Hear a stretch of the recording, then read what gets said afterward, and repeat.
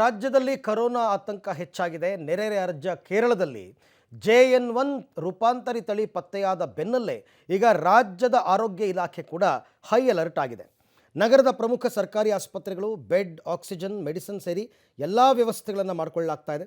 Covid ವಾರ್ಡ್ಗಳನ್ನು ಸ್ವಚ್ಛತೆಗೊಳಿಸಿ ಚಿಕಿತ್ಸೆಗೆ ತಯಾರಿ ನಡೆಸಲಾಗ್ತಾ ಇದೆ. ಸ್ಕ್ರೀನಿಂಗ್ ಮತ್ತು ಅಬ್ಸರ್ವೇಷನ್ಗೂ ಪ್ರತ್ಯೇಕ ಕೊಠಡಿಗಳ ವ್ಯವಸ್ಥೆಯನ್ನು ಮಾಡಿಕೊಳ್ಳಲಾಗಿದೆ.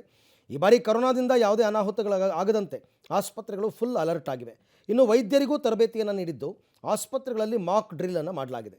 ಹಾಗಾದರೆ ನಗರದ ಯಾವ್ಯಾವ ರಸ್ತೆಗಳಲ್ಲಿ ಹೇಗಿದೆ ಸಿದ್ಧತೆ ಅನ್ನೋ ಕುರಿತು ನಮ್ಮ ಪ್ರತಿನಿಧಿಗಳು ರಿಯಾಲಿಟಿ ಚೆಕ್ ಮೂಲಕ ವಿವರಿಸಿದ್ದಾರೆ.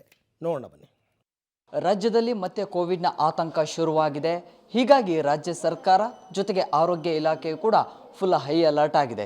ಸದ್ಯ ನಾನು ಇಂದಿರಾ ಗಾಂಧಿ ಮಕ್ಕಳ ಆಸ್ಪತ್ರೆಯಲ್ಲಿದ್ದೇನೆ. ಇಲ್ಲಿನ ದೃಶ್ಯಗಳನ್ನು ತೋರಿಸ್ತಾ ಹೋಗ್ತೇನೆ. ಸೊ ಆಸ್ಪತ್ರೆಯಲ್ಲಿ ಕೂಡ ಎಲ್ಲ ರೀತಿಯ ಸಿದ್ಧತೆಗಳನ್ನು ಮಾಡಿಕೊಳ್ಳಲಾಗಿದೆ. ಹೆಚ್ಚುವರಿ ಬೆಡ್ಗಳ ವ್ಯವಸ್ಥೆಗಳನ್ನು ಮಾಡಿಕೊಳ್ಳಲಾಗಿದೆ. ಪ್ರಮುಖವಾಗಿ ಇಂದಿರಾ ಗಾಂಧಿ ಮಕ್ಕಳ ಆಸ್ಪತ್ರೆಯಲ್ಲಿ 90 ಬೆಡ್ಗಳ ವ್ಯವಸ್ಥೆ ಮಾಡಿಕೊಳ್ಳಲಾಗಿದೆ. ಅದೆಲ್ಲವೂ ಕೂಡ ಕ್ರಿಟಿಕಲ್ ಕೇರ್ಗೆ ಮೀಸಲಿಡಲಾಗಿದೆ. 20 ICU ಬೆಡ್ಗಳು ಜೊತೆಗೆ 10 NICU ಬೆಡ್ಗಳ ವಿಂಗಡಣೆಯನ್ನು ಕೂಡ ಮಾಡಲಾಗಿದೆ. 60 ಬೆಡ್ಗಳು HDU ಬೆಡ್ಗಳ ವ್ಯವಸ್ಥೆಗಳನ್ನು ಕೂಡ ಮಾಡಿಕೊಳ್ಳಲಾಗಿದೆ.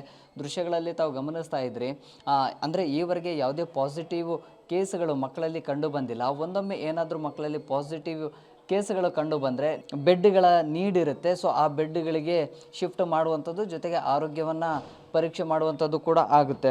ಸೊ ಈಗ ಏನು ಗಮನಿಸ್ತಾ ಇದ್ದರೆ ಇದು NIC ಬೆಡ್ಗಳ ವ್ಯವಸ್ಥೆಗಳು. ಸೊ ಆಕ್ಸಿಜನ್ ಆಗಲಿ ಅಥವಾ ಟೆಲಿಮೆಡಿಸಿನ್ಗಳ ಸೇವೆ ಜೊತೆಗೆ ಮೆಡಿಸಿನ್ಗಳ ಲಭ್ಯತೆ, ಬೆಡ್ಗಳು, ಸೊ ಎಲ್ಲ ರೀತಿಯ ಸಿದ್ಧತೆಗಳನ್ನು ಕೂಡ ಮಾಡಿಕೊಳ್ಳಲಾಗುತ್ತೆ. ಜೊತೆಗೆ ಒಂದು ವಾರದ ಹಿಂದಿನಿಂದಲೂ ಕೂಡ ಅಂದರೆ ಕೋವಿಡ್ನ ಸಂಖ್ಯೆ ಏರಿಕೆ ಆಗ್ತಾ ಇದ್ದ ಹಾಗೆ ಒಂದಿಷ್ಟು ಸಿಬ್ಬಂದಿಗಳಿಗೆ, ವೈದ್ಯರಿಗೂ ಕೂಡ ತರಬೇತಿಯನ್ನು ಕೊಡುವಂಥದ್ದು ಕೂಡ ಈ ಒಂದು ಹಾಸ್ಪಿಟಲಲ್ಲಾಗಿದೆ.